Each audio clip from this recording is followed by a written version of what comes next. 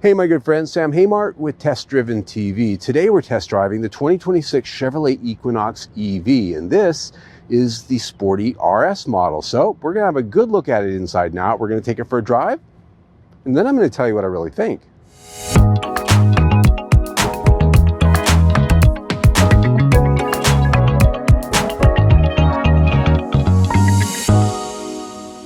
All right, my good friends, let's talk about the vehicle that Chevrolet has given us. This is, of course, the 2026 Equinox EV crossover SUV. This is right in the middle of the electric vehicle lineup from Chevrolet, the Bolt being the entry level, the smaller one, and the Blazer EV being the larger one. This is built on the third generation electric vehicle platform from General Motors, which underpins a lot of vehicles from Chevrolet, Cadillac, and even some Hondas out there. So it's a very modular platform. It can be built in different sizes. And in this iteration, we have the Equinox RS trim grade. As tested, we're at $51,400 and some change. And this is about the most you can spend on this vehicle. It starts out about $36,000 in base trim. And with all of the options that this has, and we'll talk about some of those, we're all the way up just over $50,000. But looking at what we do have, the RS does offer a lot of visual pop. This color is an optional color, absolutely gorgeous in the sun. And with the black gloss trim and the two-tone paint treatment, it just really has a nice visual appeal for my eyes. And it's handsome too. This has a Chevrolet design DNA, something they've really developed well over the last decade. It's just really easy on the eyes, in my opinion. And from across the parking lot, even though this does have electric vehicle design cues, it's definitely a Chevrolet. You can just tell. And the lighting across the front is LED. There is a continuous signature bar all the way across, and then the LED headlights, which work very well at night. Gloss black trim everywhere you can see coming around the corner. Gloss black trim over the wheel arch. Gloss black 21-inch wheels with some pretty nice tires, pretty good sized tires, a 275 width. Those are huge, and they have to be because this is a heavy car, weighing in at just below 5,000 pounds, about 4,900 and some change. And part of that is because this has a very sizable battery, 85 kilowatt hour, about the size of a queen size mattress underneath the floor of the car. That is why electric cars are heavy. It's all about that battery. And looking at the charging port, since we're talking about power and batteries, right up front, my favorite location. I am not a backer-inner. I don't like to make a big production of myself when I'm parking at a parking lot or into my garage. I like to pull straight in. And when it comes to a charging place, it's just easiest, right? You pull straight in, you plug in, you do that. Not having to back in for me is something that I would choose if I were buying an electric car. So it's a nice location. The charging port on this is the older style charging port, not the modern Tesla style. Next year, in the 2027 model year, they will be switching over to that.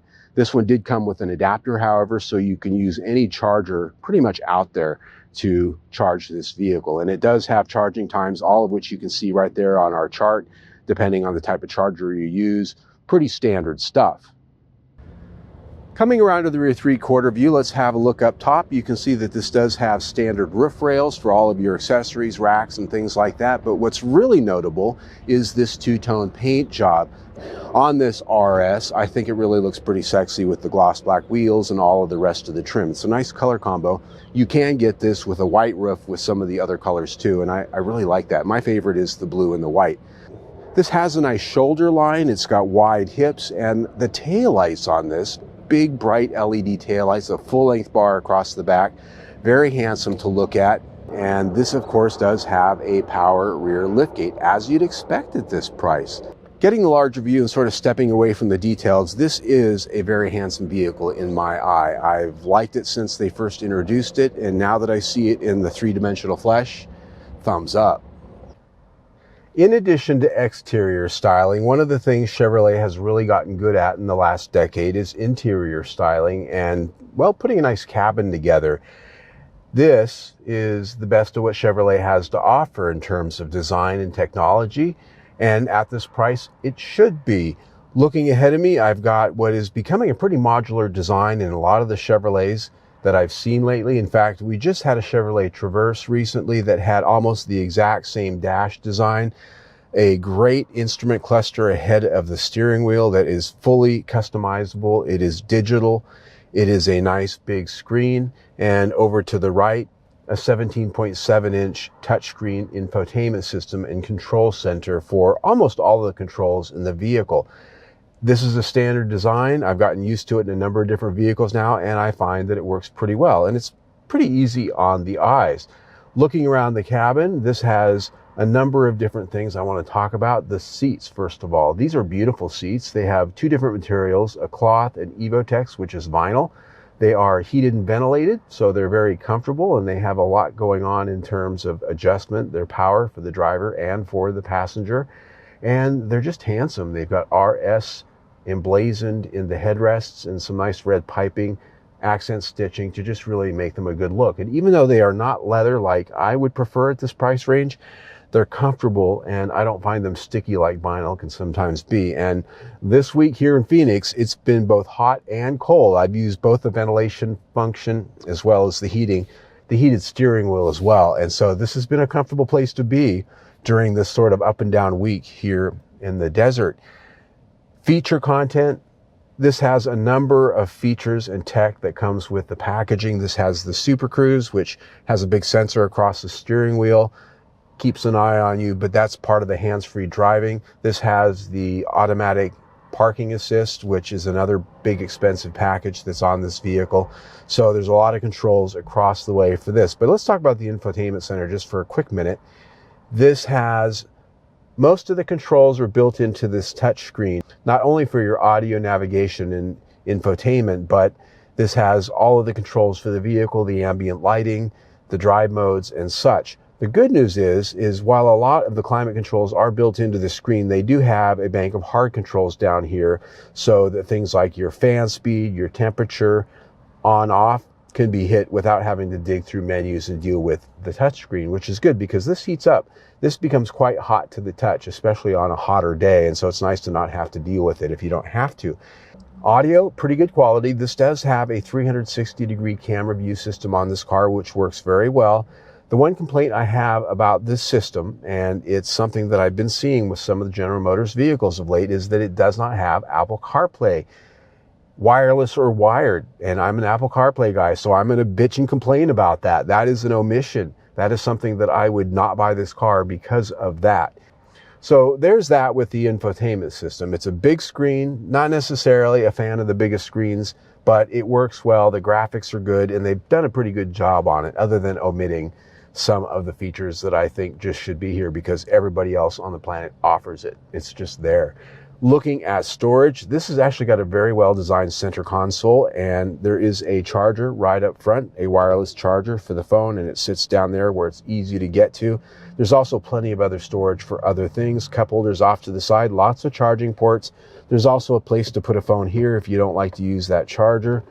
And down below, a pretty nice little storage space, backpack, a purse, a number of different things can fit down there. Inside the center console storage, this is a nice deep box. 2 rectangular tissue boxes could fit in here stacked on top of each other. And there's also a removable tray which sits on top. So this is very well done. They've taken advantage of the extra space in here. The second row passengers of the Equinox EV will find a pretty spacious place to be. As you can see, these seats are set for my height, about 5'9", with my boots on. I've got about 4 inches ahead of my knees. The one thing I will point out is that because we have that big battery under the floor is higher than it normally would be in a crossover SUV. Therefore, it feels like the seat, the height in relation to the floor position, it sits down low. So as you can see, my knees are kind of perched up like this. So it's not what I would call the most natural or comfortable seating position. I'm sitting down like I'm sitting in a small sedan. Headroom, however, is pretty good. I've got 3 to 4 inches above my head. And there are a number of good amenities back here with this trim grade. Vents on the back of the center console, but look at the buttons down there. This has heated seats in the back. A very nice feature for the winter time, like here in Phoenix. It got down to 60 the other day. Ouch. Okay, I'm kidding just a little bit. The other nice thing is that the trim back here is just as nice as it is up front. A lot of car companies are cheaping out on the backseat trim. It's not as dressy as you might find up front, but Chevrolet has put the same colored accents back here, and on the seats, the same type of nice trims that you see up front. Here we have a fold-down armrest with cup holders built in, And these seats, of course, do fold down in a 60-40 split, just like you'd expect in an SUV. Now, it's not entirely a perfectly flat load floor, but you still do open up this cargo space quite easily. And as you can see, they're pretty easy to fold down. Even with the seats up, the cargo space in the back is pretty generous. And because we have a taller greenhouse, you can put some pretty big boxes back there. Underneath that floor, you will find some extra storage down below for a number of different things, whatever you like to store. In this case, you can see they've got the case for the portable charger back there. One thing you will not find is a spare tire. This has an emergency repair kit, no spare tire. All right, my friends, let's take a drive. We are in my neighborhood and we are in the city, which I think is apropos since we are in an EV, right? Most people who have EVs live in the city. That's just a fact. That's not an opinion. If you live out in the middle of nowhere, chances are you want a big truck with a gas V8 so you can just honk it out across the prairie. Well, an EV is nice for the city because in most cases you're not driving very far. It makes sense. It's cheaper than the gas, which tends to be more expensive in the city, yada, yada, blah, blah. We don't need the EV spiel here. If you're watching this video, you're probably already tuned in. So let's talk about what's powering this. This is a front-wheel drive model, not all-wheel drive, and in such it has a single motor, 220 horsepower, 243 pound-feet of torque. If you get the all-wheel drive, that goes up to 300 horsepower and even more torque. And so with the 85 kilowatt hour battery, this has an EPA estimated range of 319 miles, which is pretty good. If you go all-wheel drive, that does drop down below 300 miles. So if you watch my videos, you know the question I always like to ask is, how does it go? So we're coming to a complete stop and go.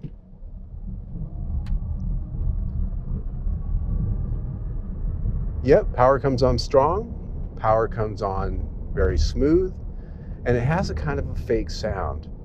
Kind of sounds like a vacuum cleaner, if I'm honest. Sort of a Jetsons car, but more like a vacuum cleaner.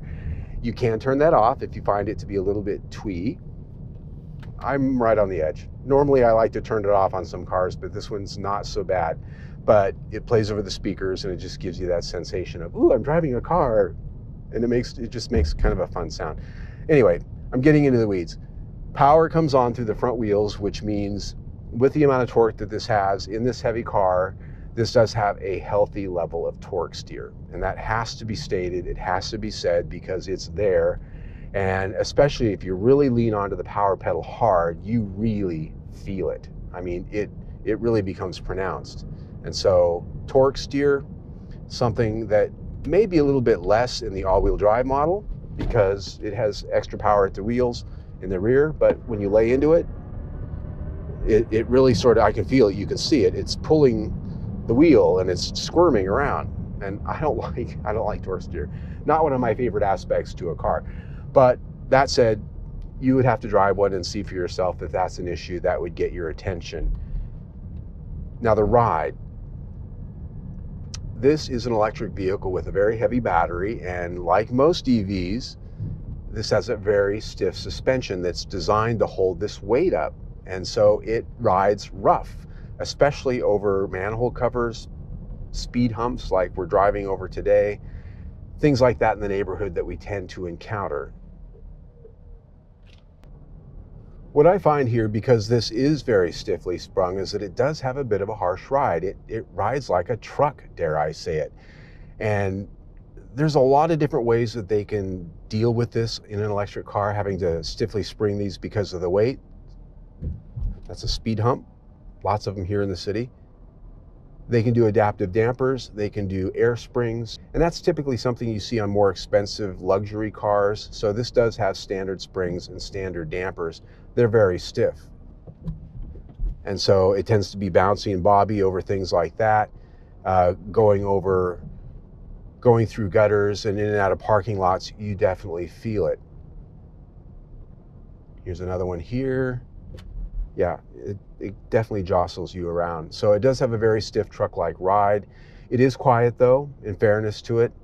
It's just something that you have to get used to with an EV. And I always recommend driving an EV before you buy it, because some are better than others at handling this particular aspect of the handling challenge. Yeah. All right, everybody, we've had a good look at it inside and out, and we've gone for a little ride in it. Let's talk about the overall consensus of my mind's eye. Well, we talked about a few things, a few headlines, things that would be called takeaways in our modern corporate culture. And let's get to those. So at this price, $51,000 and some change, we're pretty much at the top of what you can spend on this. And in fairness to Chevrolet, this has some really unnecessary option packages on it. It's got the Super Cruise, it's got the extra technology stuff, which if you really want that bad enough and you're willing to pay an extra $5,000, $6,000 for that stuff, knock yourself out. But I don't find any value in it, as this driver just does. I don't do automatic self-driving hands-free stuff. And the extra parking automatic stuff doesn't appeal to me. I don't need it, don't use it. It's lost on me. So that said, even still, when we're looking at the price here, $51,400 and some change, not competitive. I hate to say it. When you're looking at EVs in this size and price range and the amount of features this has and what it doesn't have, I think there are some other competitive choices out there that offer more for the money, a better driving experience. And let's talk about that. We talked about it when we got on the drive, but because this is a front-wheel drive car with a high level of power and torque for the amount of curb weight that's here, which is a lot, and we talked about that, there's a lot of torque steer, and you feel that just driving around in traffic. And if you really lay the power pedal down hard, it's unnerving to some degree, because you're in this big heavy brick of a car and you can feel the weight of this thing going down the road, and you've also got torque steer. And I think that for this driver, that's a problem. Another thing that I found exception with was the fact that General Motors is slowly getting away from features like Apple CarPlay. That's important to me. I like Apple CarPlay in any car that I get in. They don't offer that here anymore, which I would not buy this car because of that. And we talked about a little bit at the beginning, and maybe somewhere here in our video, and if we didn't, I apologize. But this is a car that when it was originally introduced, they put the information out on it. I thought this is a car that would be on my buy list. I liked the styling. I liked the packaging. I liked the price point, all of the things they talked about. But now, having spent a week with it, having driven it, and see the current everyday price tag that we see today, not on the buy it list. This is one of those cars that I wanted to like. I wanted to maybe even potentially purchase myself, and I probably wouldn't now, having spent some time with it. So that's where I come down on the Equinox EV. I think there's just better choices out there for the money, and it's as simple as that. Nice looking car though, nice packaging, good quality. You just have to be willing to spend the money on it if you want it bad enough. That's it. So if you like what we do, you can see our latest video right there. Better yet, subscribe to our YouTube channel, and you can do that right down there. Either way, stay tuned.